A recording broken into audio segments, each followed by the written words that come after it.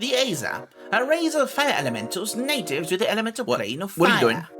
These beings resemble dwarves made of molten brass, Dazzle, complete this is with my hammers job, and anvils. buddy. Despite their brutal appearance, the Azer have deep love for crafting, using their abilities to forge weapons and tools. Hey, of great Dazzle, power. buddy, I'm talking to you.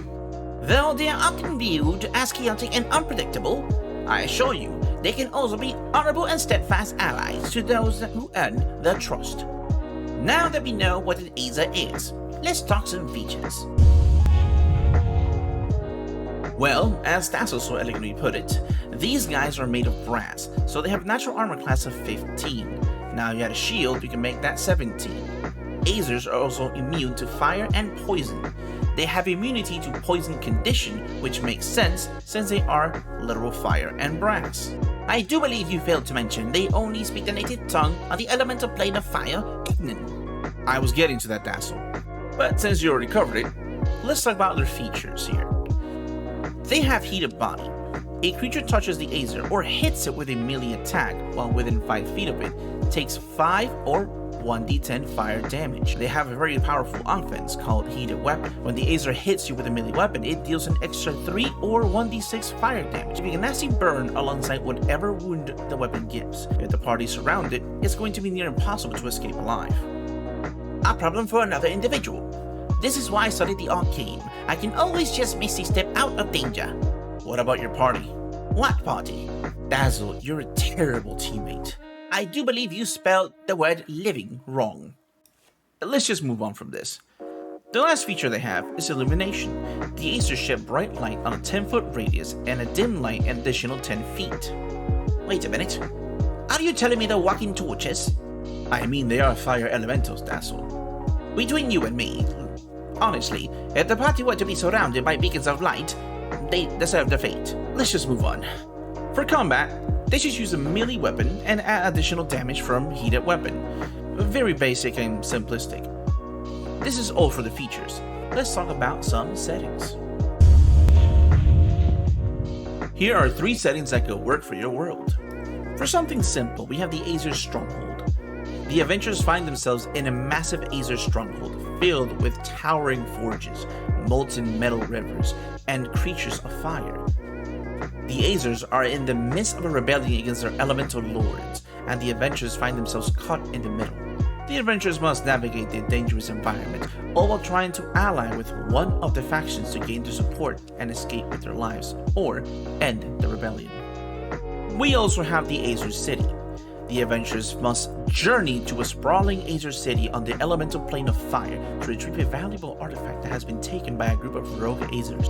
The city is filled with danger and intrigue, and the adventurers must use their wit and charm to navigate the complex political landscape and retrieve the artifact before it's too late. The rogue Azers are a formidable force, and the adventurers must be prepared for a fight if they hope to come out on top. For something a little bit more complex, we have the Curse of Brass. The kingdom is thrown into chaos as a strange curse begins to afflict the dwarves, causing them to spontaneously combust and transform into Azers. The once peaceful and hard-working dwarves have become aggressive and violent, invading towns and villages and laying waste to everything in their path. The adventurers are tasked with uncovering the source of the curse and putting a stop to it before the entire kingdom is consumed. As the dwarves continue to transform and join the Azer horde, the adventurers must venture into the dangers and uncharted territories to find a cure or source. They must navigate treacherous underground mines, ancient ruins, and mysterious temples to uncover the truth behind the curse and find a way to stop it. On their way, they will encounter powerful Azers and their armies who are determined to stop the adventurers at all costs.